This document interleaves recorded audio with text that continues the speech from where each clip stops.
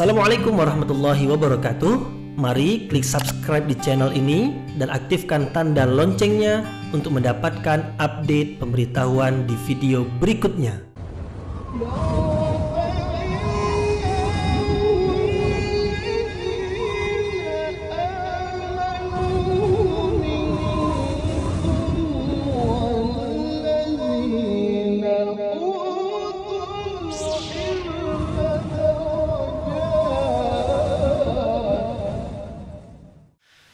A'udzu billahi minasyaitonir rajim. Bismillahirrahmanirrahim. Assalamualaikum warahmatullahi wabarakatuh. Alhamdulillahirabbil alamin wa bihi nasta'in ala umurid dunya waddin. Nasta'inuhu wa nastaghfiruh wa na'udzu billahi min syururi anfusina wa min sayyiati a'malina. فمن يهده الله فلا مضل له ومن يضلل فلا هادي له أشهد أن لا إله إلا الله وحده لا شريك له وأشهد أن محمدا عبده ورسوله لا نبي بعده أما بعد. Kita bersyukur kepada Allah Subhanahu wa taala yang masih melimpahkan rahmat dan nikmatnya. Kita bersyukur dengan mengucapkan alhamdulillahi rabbil alamin. Kemudian tidak lupa pula bersalawat kepada Rasulullah dengan ucapan Allahumma salli ala Sayyidina Muhammad wa ala ali Sayyidina Muhammad. Dan bersalam kepada Rasulullah dengan ucapan Assalamu alayka ya Rasulullah. Alhamdulillah kita dapat kembali meneruskan pengajian tafsir ayat-ayat suci Al-Quran yang insya Allah kita akan teruskan kepada ayat yang ke-78 dan 79 dari Suratun Nahl. Di dua ayat di surah An-Nahl ini, yaitu ayat 78 dan 79, Allah menerangkan tentang dirinya. Yaitu menerangkan tentang dirinya yang memberi nikmat kepada manusia. Yaitu ketika manusia dikeluarkan dari perut ibu, manusia itu awalnya tidak mendengar, kemudian Allah beri pendengaran. Awalnya tidak melihat, kemudian Allah beri penglihatan. Awalnya tidak merasa apa-apa. Ketika di dalam janin, di dalam rahim, janin itu dia bergantung kepada ibunya. Tetapi ketika dia telah dilahirkan, dia berdiri sendiri, dia terpisah dari ibunya. Maka banyak nikmat yang diterima ketika anak itu telah dilahirkan ke dunia. Nah, kita begitu, masing-masing kita adalah yang menerima nikmat mulai dari awal kelahiran hinggalah ke masa sekarang ini. Sebenarnya bukan dari awal kelahiran, ketika di dalam rahim, kemudian mulai dari awal penciptaan kita, mulai dari setetes air menjadi segumpal darah, sebongkah daging. Tetapi dalam ayat ini disebutkan tentang nikmat yang sangat berharga, yaitu ilmu pengetahuan. Yang ilmu pengetahuan itu didapatkan melalui telinga yang mendengar, melalui mata yang melihat, melalui hati yang memahami. Nah, yang tiga ini disebutkan di dalam ayat ini, dan kita memperakuinya. Rasanya tidak ada di antara kita yang tidak memperakui nikmat ini dari sisi Allah Subhanahu wa taala. Maka peringatan Allah dalam ayat ini supaya kita bersyukur kepadanya, yaitu mengagungkannya, mentauhidkannya. Maka sembahlah Allah Subhanahu wa taala saja, jangan sekutukan Allah dengan apapun atau dengan siapapun. Maka kalau dikaitkan dengan ayat sebelum ini, jangan sekutukan Allah dengan berhala. Apakah berhala yang memberikan pendengaran kepada kita sehingga kita mendengar? Tidak. Apakah berhala yang memberikan penglihatan kepada kita sehingga kita melihat? Tidak.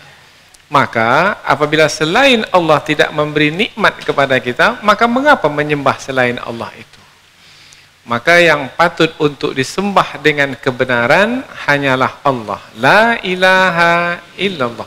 Jadi ayat ini meskipun tak ada kalimah la ilaha illallah di dalam ayat ini mengandung kalimah tauhid tersebut.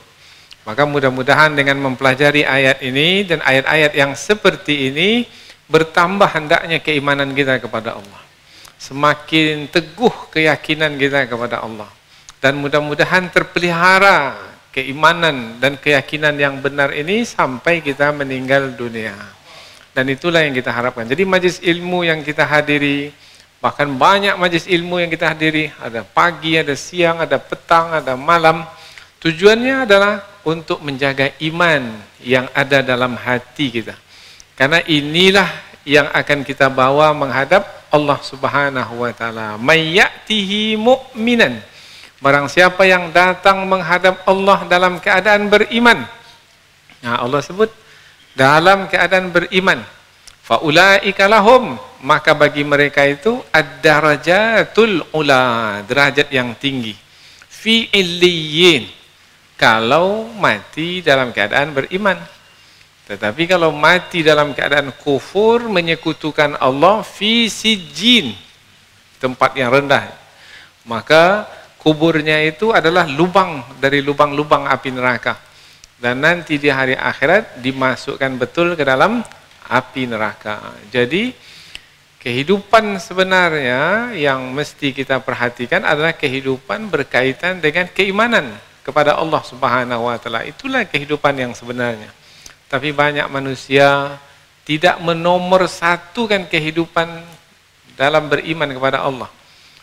Banyak menyibukkan diri hanya mencari rezeki, mencari harta benda. Bangun pagi, yang difikirkan adalah harta. Bagaimana mendapatkan harta, mengumpulkan harta, membelanjakan harta. Sampai hendak mati pun yang difikir harta. Dan begitulah manusia pada hari ini. Silakan lihat, mana yang banyak disebut, harta atau Allah Ta'ala? Harta. Labara piti hariku. Tapi mestinya banyak subhanallah, walhamdulillah, wala ilaha illallah. Ya, boleh silakan mencari rezeki, tapi ikat dia dalam kerangka keimanan kepada Allah. Alhamdulillah kita telah dapat rezeki. Kemudian tak dapat rezeki, alhamdulillah ala kulli hal. Segala puji bagi Allah dalam setiap keadaan. Pasti ada hikmah di sebaliknya ini. Sehingga hidup kita itu sebenarnya adalah hidup untuk membuktikan keimanan kita kepada Allah. Nah, Allah Subhanahu wa taala di ayat yang kedua nanti, dua ayat yang kita pelajari 78 dan 79, di ayat yang ke-79 Allah memperlihatkan dirinya yang maha berkuasa.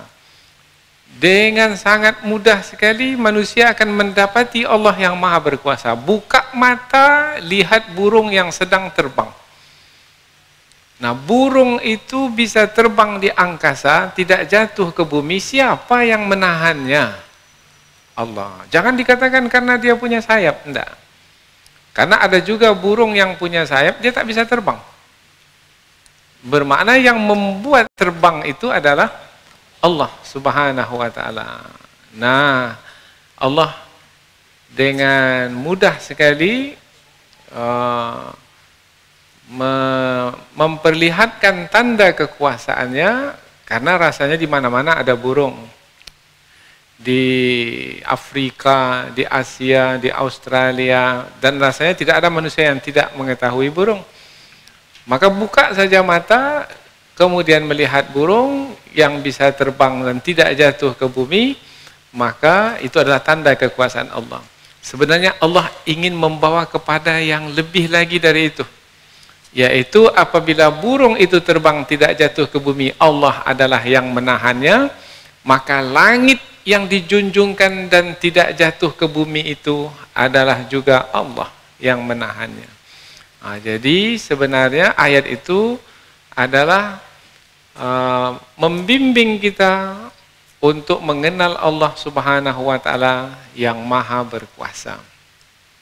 Jadi kedua-dua ayat ini adalah menerangkan tentang Allah. Jadi Allah memperkenalkan dirinya supaya kita memiliki pengetahuan tentang Allah, bertambah pengetahuan tentang Allah, supaya kita semakin hebat, semakin sungguh-sungguh di dalam mengagungkan dan mentauhidkan Allah Subhanahu wa taala.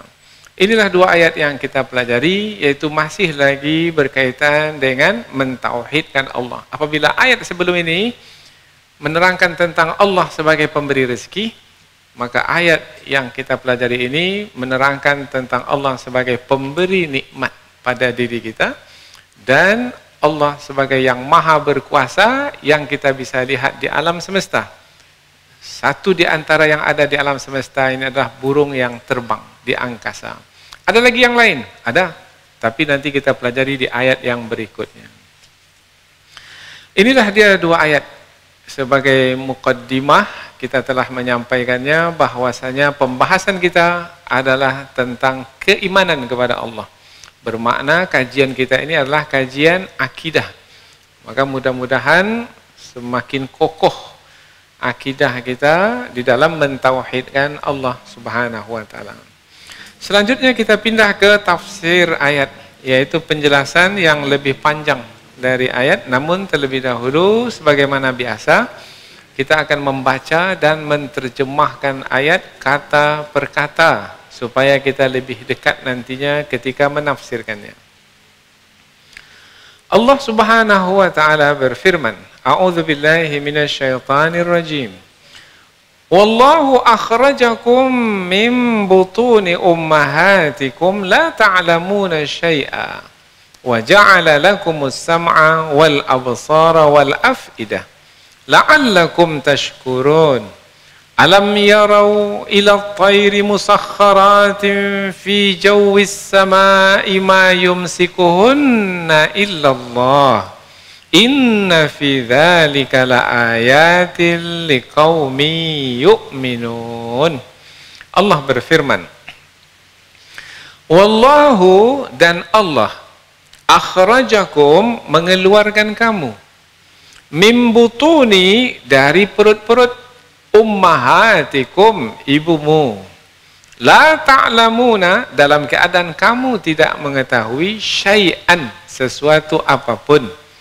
Jadi ketika lahir kita tak tahu apa-apa, artinya kita tak punya ilmu. Wa ja'ala, dan Allah menjadikan, lakum, bagi kamu, as-sam'a, pendengaran, wal absara, penglihatan, wal af'idah, dan hati, la'allakum tashkurun, mudah-mudahan kamu bersyukur. Karena semua itu adalah nikmat Allah, maka syukurilah nikmat Allah itu. Dan Allah mengeluarkanmu dari perut ibumu dalam keadaan kamu tidak mengetahui apa-apa, dan Allah menjadikan bagimu pendengaran, atau menciptakan bagimu pendengaran dan penglihatan dan hati, mudah-mudahan kamu bersyukur. Ayat berikutnya, alam yarau,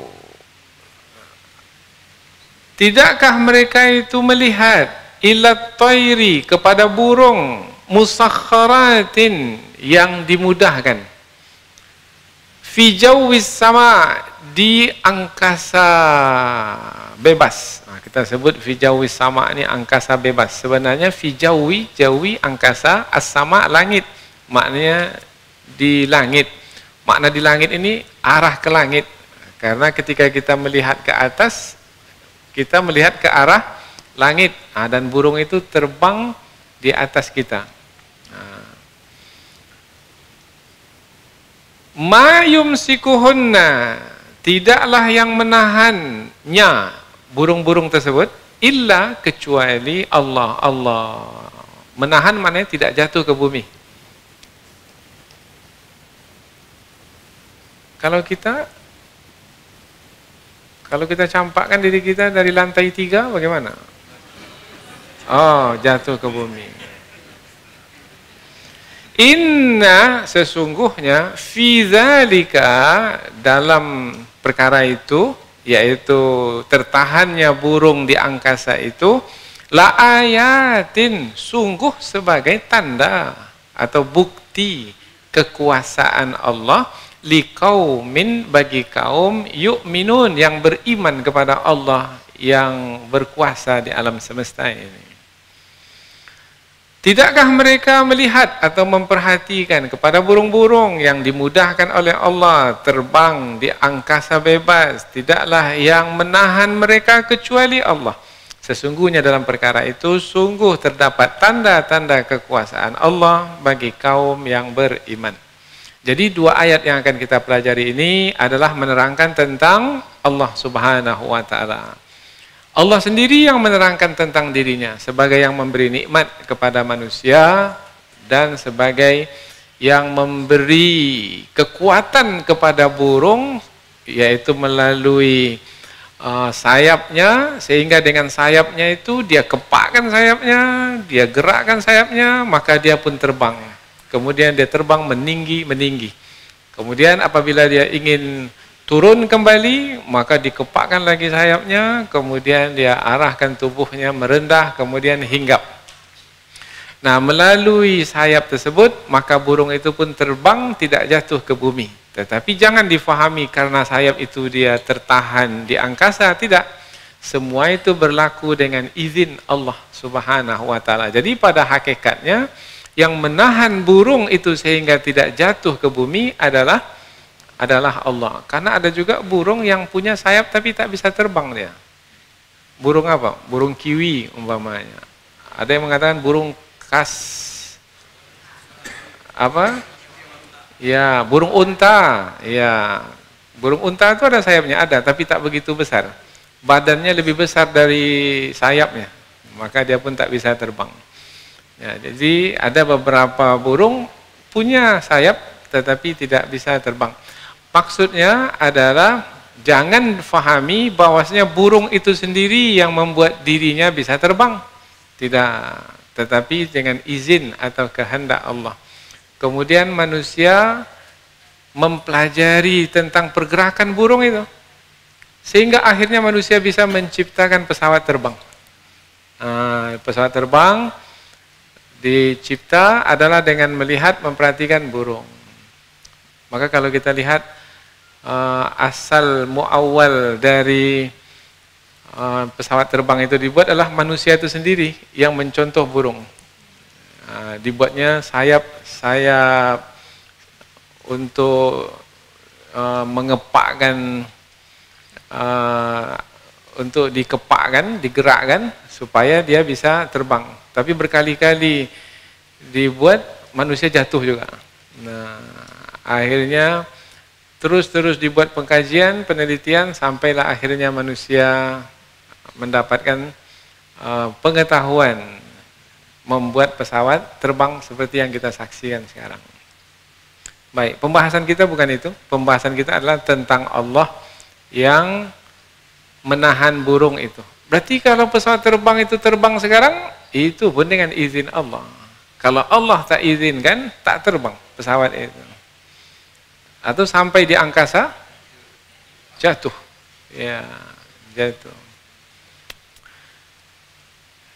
Jadi ayat yang kita pelajari adalah ayat yang berkaitan dengan akidah atau keimanan.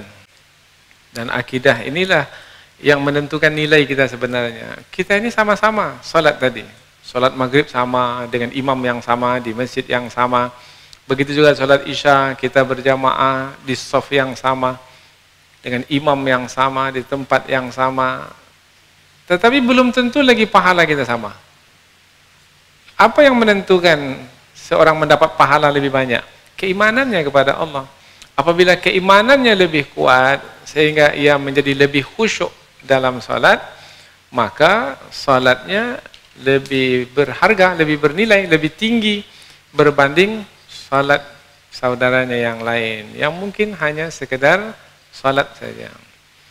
Nah, maka keimanan inilah yang mesti kita perhatikan terus, yang kita pertingkatkan, sehingga kita mudah-mudahan lebih tinggi kedudukan dari yang lainnya disebabkan karena keimanan kita kepada Allah. Kita sama-sama beriman kepada Allah, Umpamanya kita sekarang ini yang hidup dengan para sahabat yang dahulu hidup di masa Rasulullah, sama-sama beriman kepada Allah, sama-sama. Keimanan kita kepada Allah sama, seperti apa para sahabat dahulu beriman, seperti itu juga kita beriman kepada Allah. Salat subuh kita sama dengan salat subuh para sahabat dahulu, sama karena kita mengikuti yang sama, mencontoh yang sama, yaitu Rasulullah. Salat subuh kita sama, tetapi pahala salat subuh kita dengan pahala salat subuh para sahabat dahulu sama. Apa yang membedakan? Kadar keimanan. Maka pengajian kita malam ini adalah untuk meningkatkan lagi kadar keimanan supaya nilai ibadah kita menjadi lebih lagi, insya-Allah. Kita mulai kajian tafsir, yaitu dari pangkal ayat yang ke-78. Wallahu, dan Allah. Langsung di ayat ini Allah Subhanahu wa taala menyebut dirinya dengan lafaz Allah, wallahu, dan Allah. Bermakna ayat ini adalah menerangkan tentang Allah. Dan yang berfirman adalah Allah, berarti Allah menerangkan tentang dirinya sendiri. Allah menerangkan tentang dirinya, wahai manusia, diriku adalah akhrajakum, yang mengeluarkan kamu, mim butuni ummahatikum, dari perut ibumu, mengeluarkan kamu dari perut ibumu. Manusia sebelum lahir ke dunia ini, di mana mereka berada? Di dalam rahim, di dalam perut ibu. Tapi tidak disebut di sini kata arham. Kalau rahim, jamaknya adalah arham. Tetapi di dalam ayat ini disebut kata butun. Butun itu dari kata batnun, batnun perut. Dari kata batin. Batin itu makna yang tersembunyi. Perut itu adalah yang tersembunyi. Ini batnun. Kalau yang di belakang ini apa ini? Ini nih, yang belakang ini. Zahrun, punggung. Mengapa punggung disebut punggung? Yang nampak. Nah, yang nampak namanya zahir. Yang tak nampak tersembunyi namanya batin. Maka kita sebut zahir dan batin. Nah, tangan kita itu juga begitu. Ini namanya zahrul kaffi. Ini namanya batnul kaffi. Ini perutnya ini, batannya. Jadi tersembunyi. Jadi perut disebut perut karena dia tersembunyi. Nah, kita berada di perut ibu kita. Tersembunyi dalam ini. Tak nampak. Nah, setelah itu apabila lahir ke dunia, nampak. Nah, yang mengeluarkan kita dari perut ibu kita itu adalah Allah. Jangan katakan ibu itu sendiri yang mengeluarkan anaknya. Tidak. Karena ada ibu itu sudah susah mengejan. Habis nafas. Tak ada lagi kekuatan. Anak tak keluar-keluar. Karena memang yang mengeluarkan anak dari perut itu adalah Allah. Ini dia ayatnya. Wallahu akhrajakum, dan dialah Allah yang mengeluarkanmu mim butuni ummahatikum, dari perut ibumu. Dalam ayat yang lain, kalau kita lihat anak itu kalau 2,5 beratnya besar, ada yang 3, ada juga yang sampai 4 kilogram beratnya. Sementara jalan keluarnya kecil, tapi bisa keluar juga. Ini bukan dibedah, bukan dioperasi. Apa sebab? Sebab Allah mengeluarkanmu dari perut ibumu, yaitu dengan memudahkan jalan keluarmu. Dalam ayat yang lain, tsummas sabila yassarah, kemudian jalan keluarnya dimudahkan oleh Allah. Ada ibu 1-2 kali aja mengejan, keluar anaknya langsung. Alhamdulillah.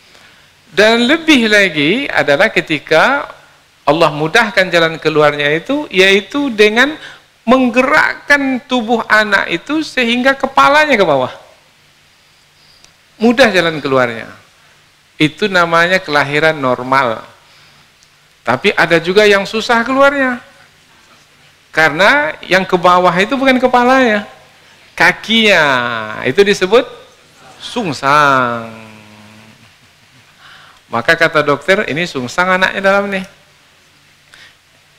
Ini kalau ditunggu juga lebih lama, kalau dia bergerak, menunggu lagi kepalanya ke bawah, ini bisa berbahaya. Kalau begitu, kita operasi saja. Setuju? Setuju. Tanda tangan. Biasanya begitulah. Nah, dokter-dokter itu. Nah, akhirnya dioperasi. Tetapi banyak yang melahirkan dalam keadaan normal. Apa sebab? Allah memudahkan jalan keluar anak itu. Maka bersyukurlah kepada Allah. Itu nikmat. Karena ujung ayat nanti, la'allakum tashkurun. Mudah-mudahan kamu bersyukur. Karena itulah nikmat Allah yang diberikan. Mudah jalan keluar. Wallahu akhrajakum min butuni ummahatikum. Dan Allah mengeluarkanmu dari perut ibumu. La ta'lamuna syai'a. Dalam keadaan kamu tak tahu apa-apa. Oh, di sini diterangkan tentang pengetahuan. Yaitu setiap manusia yang lahir, manusia tidak memiliki pengetahuan. Ada yang lahir langsung LCMA? Tidak ada. Tidak ada yang langsung sarjana, tidak ada. Yang punya pengetahuan, dia tahu, tidak ada. Tak tahu apa-apa. Tak tahu siapa-siapa. Tak ada anak yang lahir itu langsung dia tahu siapa ibunya, siapa ayahnya, enggak. Apa sebab? Sebab, berikutnya, Allah belum aktifkan alat untuk mendapatkan pengetahuan. Alat apa yang Allah berikan kepada kita untuk mendapatkan pengetahuan? Telinga yang mendengar. Mata yang melihat. Apa lagi? Nah, dalam ayat ini ada hati. Tapi sebenarnya di sana ada 3 lagi yang tak disebut dari panca indera. Yaitu hidung yang membau. Kemudian lidah yang mencicipi. Satu lagi apa? Kulit yang meraba. Ini panca indera ini adalah 5 alat atau 5 sarana untuk mendapatkan ilmu pengetahuan. Kemudian dalam ayat ini ada kata hati. Oh, ini kaitannya ilmu pengetahuan yang berkaitan dengan kepercayaan. Yaitu untuk memahami kepercayaan Allah Tuhan yang Maha Esa. Dengan apa memahaminya? Dengan mata yang melihat. Mana mungkin dapat melihat Allah yang gaib? Oh, dengan iman yang ada di dalam hati. Maka Allah beri 5 panca indera untuk mendapatkan pengetahuan, dan 1 lagi hati yang di dalamnya ada iman yang kita bawa dari lahir berupa fitrah yang suci untuk mendapatkan pengetahuan tentang kebenaran Allah sebagai Tuhan, kemudian Al-Quran sebagai kitab suci, kemudian Allah memberitahukan di sana ada malaikatnya, pembantunya. Kemudian di sana diterangkan ada manusia sebagai utusannya, rasul-rasul. Kemudian Allah juga memberitahukan di sana ada hari akhirat, hari pembalasan. Kemudian Allah juga memberitahukan semua yang berlaku di alam semesta ini dari dahulu hingga sekarang sampai akhir zaman sudah ditetapkan di dalam takdirnya, qada dan qadar. Itulah dia rukun iman. Nah, untuk mempercayai rukun iman yang 6 ini dengan apa? Dengan hati. Allah beri hati. Allah beri panca indera. Maka beruntunglah kita mendapatkan panca indera. Telinga, mata, tapi yang 3 lagi tak disebut. Mengapa 3 lagi tak disebut? Karena yang 2 ini yang paling pokok, yang paling penting. Dari 5 panca indera itu. Jadi Allah tak menyebut semua, mencukupkan dengan yang 2 ini saja. Sebagai mewakili yang 3 lagi. Tapi disebut 1 lagi hati, karena ini penting. Karena ini berkaitan dengan keimanan. Berkaitan dengan kepercayaan.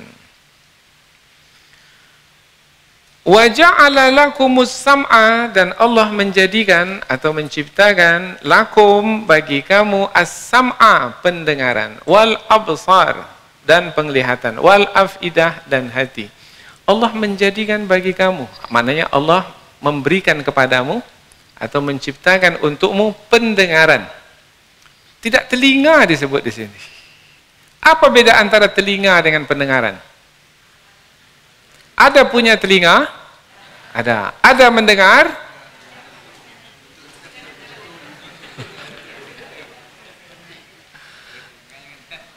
Apakah setiap orang yang punya telinga mendengar? Telinganya ada, tapi dia tak mendengar. Nah, oh berarti ada beda antara telinga dengan pendengaran. Apa bedanya? Telinga adalah alat untuk mendengar. Pendengaran adalah adanya kekuatan pada telinga tersebut untuk menangkap bunyi. Ada kekuatan di telinga, maka bisalah mendengar. Ada kekuatan untuk menangkap bunyi di telinga, bisalah mendengar. Sejak lahir telinga kita berubah atau enggak? Siapa yang telinganya berubah-ubah? Enggak. Itulah telinga yang kita bawa semenjak lahir. Tapi pendengaran kita itu ada perbedaan tidak ketika lahir dengan sekarang ini yang sudah tua nih? Oh, dah. Dulu berbisik aja orang terdengar oleh kita. Sekarang sudah berteriak orang tepi telinga. Telinga yang sama, pendengaran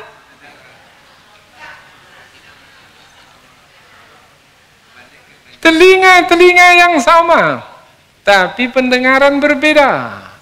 Mengapa berbeda? Karena kekuatan yang ada pada telinga itu dahulu kuat, karena masih muda. Sekarang sudah lemah. Karena telinga ini juga, karena dia bergantung kepada badan, maka ketika badan lemah, maka kekuatan telinga itu pun lemah. Wal absar, dan penglihatan. Tak disebut di sini mata. Apa beda antara mata dengan penglihatan? Sama juga seperti tadi. Mata, ini dia mata. Penglihatan, kekuatan yang ada pada mata untuk menangkap rupa atau image, rupa benda. Ada kekuatan pada mata. Ada matanya? Ada. Bisa melihat? Kalau bisa berarti ada penglihatan. Tapi matanya kita lihat bagus, tapi dia tak bisa melihat. Oh, berarti dia tidak punya penglihatan, kekuatan melihat. Dulu ketika lahir dengan sekarang ini, mata kita mata yang sama? Sama. Penglihatan kita bagaimana? Udah pakai kacamata sekarang. Kalau tidak pakai kacamata, tak nampak. Mata-mata yang sama, yang beda apanya? Kekuatan dalam melihat pada mata itu. Kedua-duanya itu adalah nikmat dari Allah. Telinga itu nikmat karena dia sebagai alat. Kekuatan pada telinga itu juga nikmat. Mata itu adalah nikmat karena Allah beri mata. Kemudian penglihatan pada mata, kekuatan sehingga kita bisa melihat dengan mata kita itu pun juga ada nikmat dari Allah. Telinga tidak dikurangi. Seperti yang dibawa lahir itu. Seperti itu juga sekarang. Tapi pendengaran berkurang. Berarti sudah berkuranglah nikmat yang telah Allah berikan kepada kita. Kalau berkurang, semakin berkurang,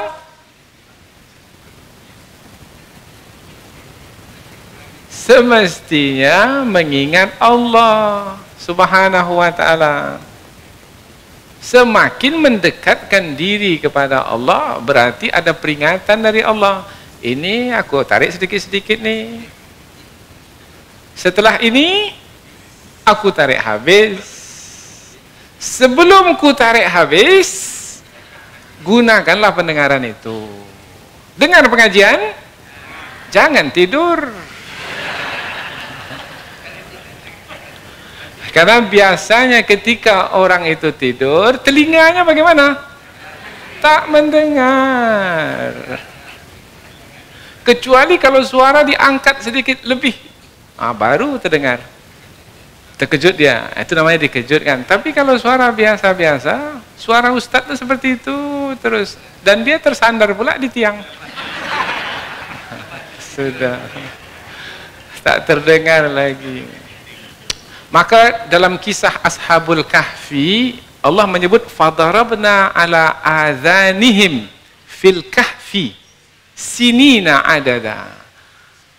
Maknanya Allah buat mereka itu tidak mendengar. Sehingga dengan tidak mendengar, mereka tak dikejutkan ketika tidur panjang mereka itu. Kan panjang tidurnya penghuni goa itu kan. Berapa tahun? 300 tahun lebih. Bagaimana supaya tetap nyenyak tidur? Allah buat mereka tidak mendengar suara. Tapi kalau mendengar, terkejut, terbangun. Jadi orang yang sedang tidur mendengar atau tidak? Dalam pengajian?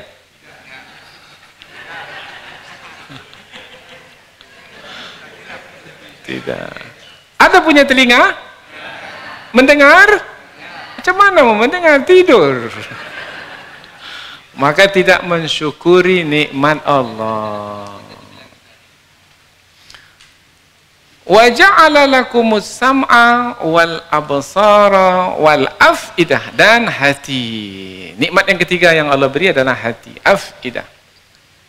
Tapi beda al-afidah ini dengan al-qulub dalam pemakaiannya. Di antaranya penggunaan al-afidah itu berkaitan dengan hati, yang hati itu bisa mengerti, yang hati itu bisa memahami. Kalau bahasa kitanya hati yang merasa, hati yang cerdas. Hati yang memahami itu kapan? Hati yang di dalamnya ada iman. Yang dengan iman itu hati itu menjadi faham. Kalau ada iman dalam hati, maka akan faham. Kalau tidak ada iman dalam hati, tidak akan faham-faham. Bagaimanapun tanda kekuasaan Allah banyak ia lihat, tetapi apabila di dalam hati itu tidak ada iman, maka tidak akan faham-faham. Sudah disakitkan badannya dengan berbagai macam penyakit. Kemudian dia pun meminta kepada Allah dengan doa di tengah malam.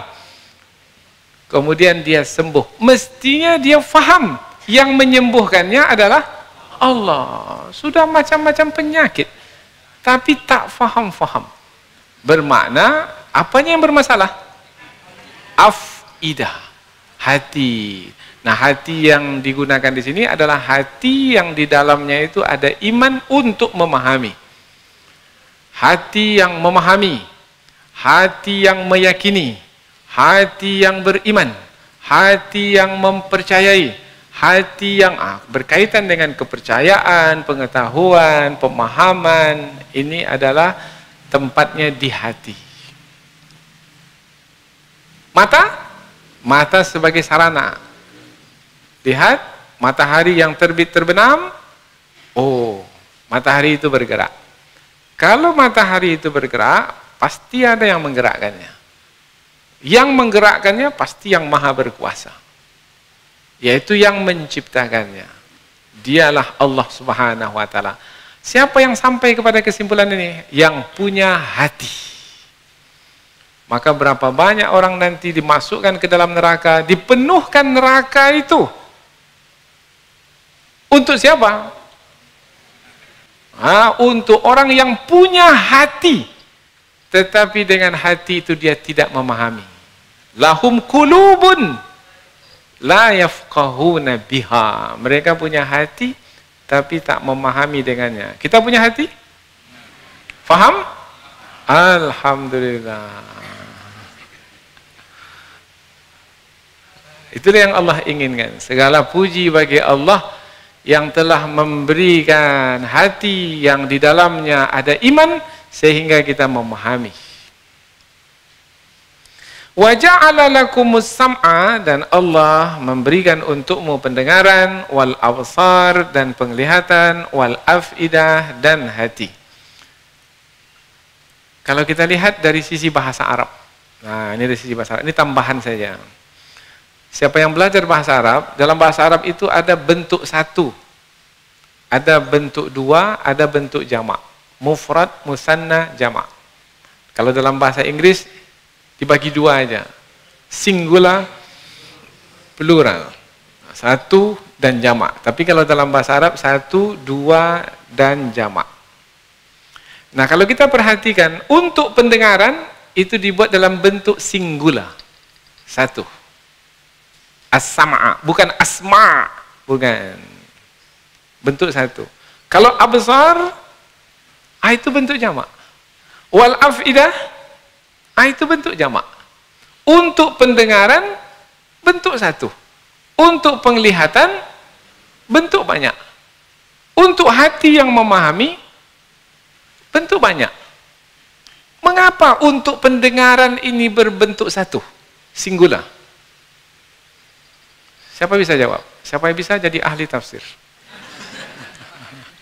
Nah, ini kajian tafsir, ulama tafsir yang menguasai tentang bahasa Arab, bahasa Al-Quran, maka ini perlu dijelaskan ini. Seperti Syekh Muhammad Mutawalli Sya'rawi menafsirkan ayat ini. Mengapa pendengaran itu dibuat dalam bentuk satu di sini? Ini yang berfirman adalah Allah. Ini dengan ilmu Allah yang luas dan bertepatan dengan fakta yang sebenarnya.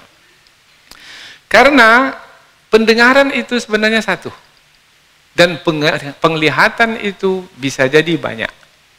Contoh umpamanya. Sekarang ini masing-masing kita punya telinga dan diberi kekuatan di telinga itu sehingga kita mendengar. Ketika suara keluar, suara saya keluar sekarang ini. Dengar atau tidak? Dengar. Pendengaran kita sama atau tidak? Satu pendengaran. Satu pendengaran. Ketika kita mendengar suara, satu pendengaran. Tapi ketika kita melihat, maka akan banyak penglihatan. Kan banyak benda yang bisa kita tangkap dengan mata kita ini. Ada yang melihat ke depan, lihat ke depan dia tangkap yang ini. Satu penglihatan. Ketika dia melihat ke kanan, yang kanan pula yang dia tangkap. Kalau di depan ini, apa yang nampak di sini? Mimbar. Di sebelah kanan sana, ada mimbar? Tak ada. Yang di sebelah kiri sana, ada lemari. Ya, pintu sama-sama ada pintu di sini. Maka, di kanan lain yang kita lihat, di kiri lain yang kita lihat, di depan lain yang kita lihat. Bermakna berapa banyak penglihatan? Banyak penglihatan. Oh, berkaitan dengan penglihatan, banyak. Berkaitan dengan pendengaran, satu. Kebetulankah Allah membuat ini satu, ini banyak? Tidak. Untuk menerangkan fakta yang sebenarnya. Itu hebatnya firman Allah. Kemudian apa yang disebut pertama kali? Pendengaran. Setelah pendengaran apa? Penglihatan. Kita ketika lahir ke muka bumi ini, apa yang aktif terlebih dahulu? Mata atau telinga? Mata? Atau ulang balik?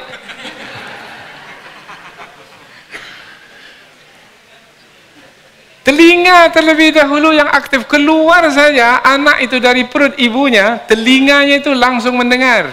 Itu sebabnya ada syariat azan di telinga anak yang baru lahir. Apakah anak itu mendengar? Mendengar. Mulai dia lahir dia langsung mendengar. Tetapi belum melihat. Maka ulama memperhatikan anak itu baru melihat kapan? Ada di antara buku tafsir menyebutkan sekitar 10 hari baru anak itu melihat. Maka apabila ada suara yang keras, anak itu terkejut. Karena dia mendengar. Tapi umurnya 2-3 hari, kita gerakkan tangan di depan matanya. Tak ada dia berkedip. Karena dia belum melihat. Jadi apabila Allah menyebut pendengaran, kemudian baru penglihatan, berarti yang aktif terlebih dahulu ketika manusia itu baru saja dilahirkan ke dunia ini adalah pendengaran terlebih dahulu. Setelah itu barulah penglihatan. Jadi susunan ini pun, ini datangnya dari sisi Allah yang maha mengetahui.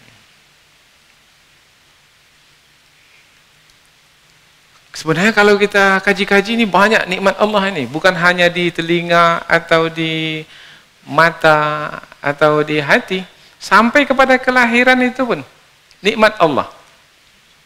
Nikmat Allah kepala itu keluar terlebih dahulu, itu besar sekali. Itu kaitannya dengan kehidupan janin itu. Apa sebab? Sebab ketika janin itu di dalam rahim, dia masih bergantung kepada ibunya. Dia terikat dengan ibunya. Ibunya bernafas, dia bernafas. Kalau ibunya mati, dia pun juga mati karena dia bergantung kepada ibunya. Kapan janin itu baru terpisah atau terputus hubungannya dari ibunya? Kalau dia sudah lahir. Kalau dia sudah lahir, dah terpisah dari ibunya. Tapi ketika masih di dalam rahim, maka dia mengikut ibunya, bergantung kepada ibunya. Ketika dia lahir pertama kali, maka janin itu, yang keluar dari rahim ibu itu, dia akan bernafas. Nah, bernafas itulah awal untuk dia terpisah dari ibunya.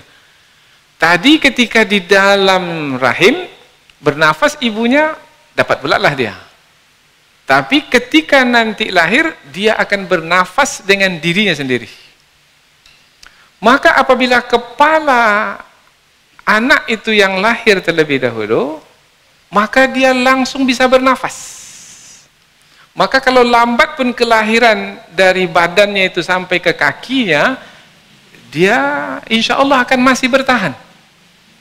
Tapi kalau anak itu lahir sungsang, sungsang mananya?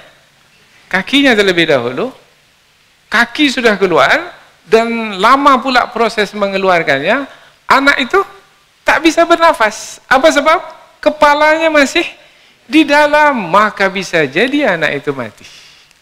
Maka kelahiran anak dengan kepalanya dulu, itu adalah nikmat dari Allah. Bisa tidak kita sebagai suami menggerakkan kepala anak itu supaya dia di bawah? Tidak bisa. Kata istri, ini nampaknya kakinya ke bawah nih bang. Marilah saya balikkan. Mana bisa. Tak bisa. Oh, jadi itu adalah nikmat dari Allah. Kaitan dengan biaya juga begitu. Kalau normal berapa biayanya? Kalau ini sungsang, ini mesti operasi. Kalau operasi berapa biayanya? Sudah nampak jelas itu beda nikmat Allah. Itu dari cara kelahiran, belum lagi yang lainnya. Kalau kita menghitung-hitung nikmat Allah, ini kan kita coba-coba menghitung nikmat ini. Kalau kita coba-coba menghitung nikmat Allah, tidak akan mampu kita menghitungnya. Wa in ta'uddu ni'matallahi la tuhsuha. Allahu akbar. La'allakum tashkurun. Ujung ayat. Ini jangan lupa ini penutup. Mudah-mudahan kamu bersyukur. Bersyukur maknanya memperakui nikmat tersebut memang dari Allah. Maka jangan berpaling dari selain Allah. Oh, ini yang membuat anak saya mendengar, melihat, memahami dengan hatinya ini adalah berhala. Oh, bermakna mengkufuri Allah.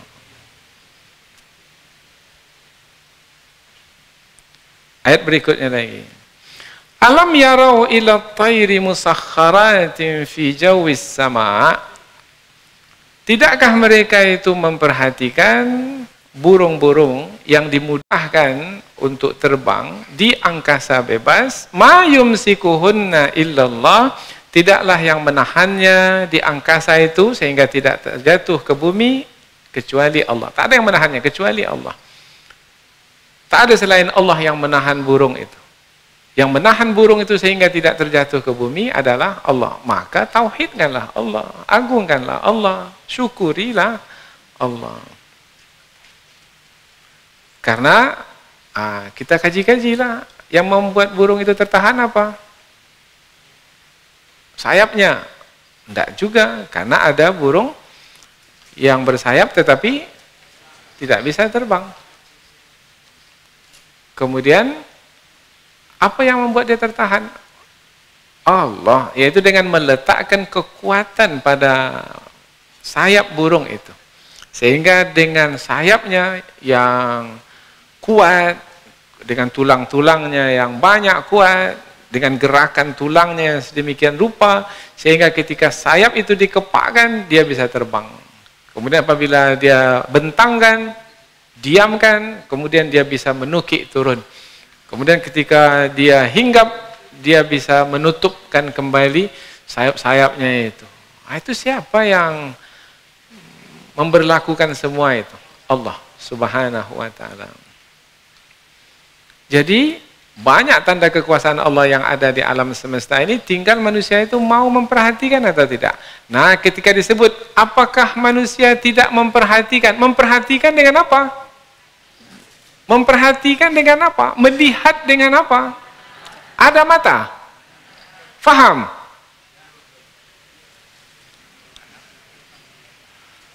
Nah, karena dalam ayat seperti ini diberi pendengaran, diberi penglihatan, diberi hati untuk memahami.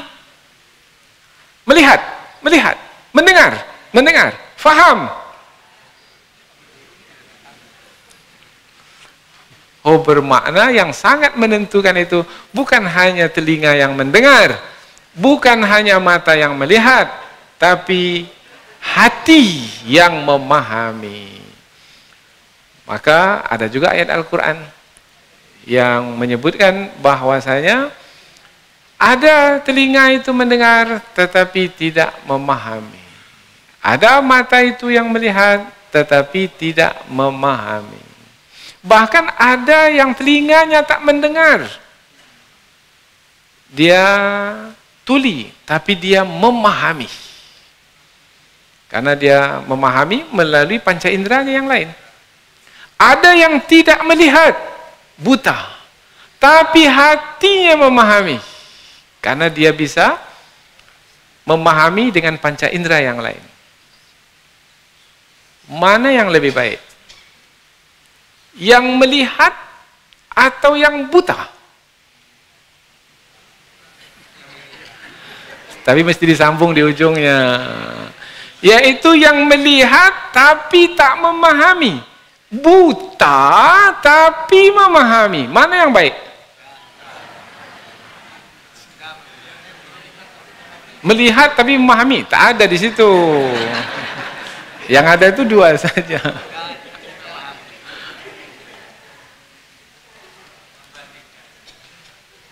Yang mana? Biarlah mata itu tak melihat, tetapi hati itu memahami. Maka Allah Subhanahu wa ta'ala ada yang diberi mata ketika di dunia tidak memahami, maka nanti di hari akhirat Allah butakan matanya itu. Maka dia pun bertanya kepada Allah, ya Allah, mengapa engkau bangkitkan aku dalam keadaan buta, padahal dahulu aku ketika di dunia bisa melihat. Rabbi lima hasyartani a'ma wa qad kuntu basira. Kadzalika atatka ayatuna fanasitaha fakadzalikal yauma tunsa. Ya Allah, mengapa engkau bangkitkan aku dalam keadaan buta? Bukankah aku dahulu ketika di dunia bisa melihat? Ya, dahulu ketika di dunia telah datang ayat-ayatku kepadamu. Sampai surah An-Nahl kamu belajar.